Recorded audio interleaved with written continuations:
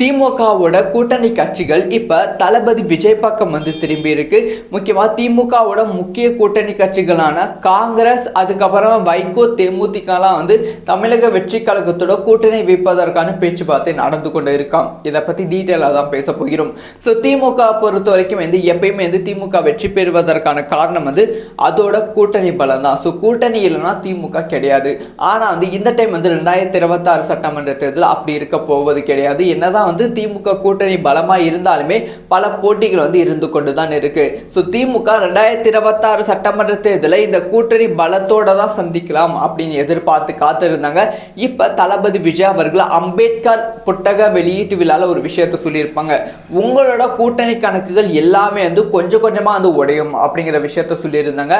அதே மாதிரி தான் வந்து இப்ப வந்து அதிமுகவோட கூட்டணி கணக்குகள் வந்து முடிவுக்கு வரப்போகிறது. ஸோ தளபதி விஜய் அவர்கள் தமிழக வெற்றி கழகத்தோட கிட்டத்தட்ட வந்து 4 கட்சிகள் வந்து பேச்சுவார்த்தை நடத்தி கொண்டு இருக்கு அப்படிங்கிற செய்திகள் வந்து கன்ஃபார்ம் ஆகியிருக்கு. இதில் வந்து முதல் இடத்துல வந்து பாமக. ஸோ பாமக வந்து அன்புமணி அவர்கள் ஒரு பக்கம் போயிட்டு இருக்காங்க, ராமதாஸ் அவர்கள் ஒரு பக்கம் போயிட்டு இருக்காங்க. ஆல்ரெடி வந்து பாமக வந்து எங்களுக்கு வந்து அதிமுக வந்து எம்பி சீட் வந்து கொடுக்கல அப்படிங்கிற கோபத்தில் வந்து இருக்காங்க. அதனால அதிமுக கூட்டணியில் பாமக சேருவதற்கான வாய்ப்புகள் ரொம்ப ரொம்ப கம்மி. அன்புமணி அவர்கள் சேருவதற்கான வாய்ப்புகள் ரொம்ப கம்மி தான். அதனால அன்புமணி அவர்கள் தொடர்ந்து விஜய் கிட்ட வந்து கூட்டணிக்கான பேச்சுவார்த்தை நடத்தி கொண்டிருக்கிறார்கள் அப்படிங்கிற தகவல் வந்து அரசியல் வட்டாரத்துல இருந்து வெளியாகி பெரும் பரபரப்பை ஏற்படுத்தி கொண்டிருக்கு. இது ஓகே. அடுத்து வந்து நம்ம தேமுதிக. ஸோ பிரேமலதா விஜயகாந்த் அவர்கள் கிட்டத்தட்ட வந்து கன்ஃபார்ம் பண்ணிட்டாங்க. ஸோ வந்து இப்போ பிரேமலதா விஜயகாந்த் அவர்களுக்கு வந்து அதிமுகவில் வந்து மாநிலவை சீட்டு வந்து கொடுக்கல.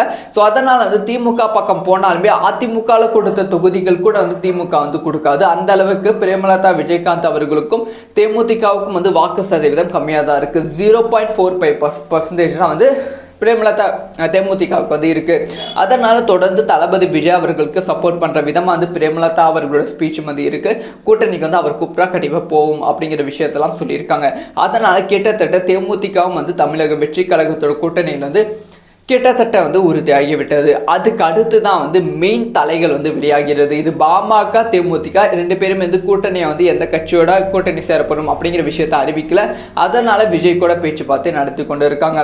ஆனால் இப்போ திமுகவில் இருக்க 2 கட்சிகள் வந்து பிரிந்து தமிழக வெற்றி கழகத்துக்கிட்ட பேச்சுவார்த்தை நடத்தி கொண்டு இருக்காங்க.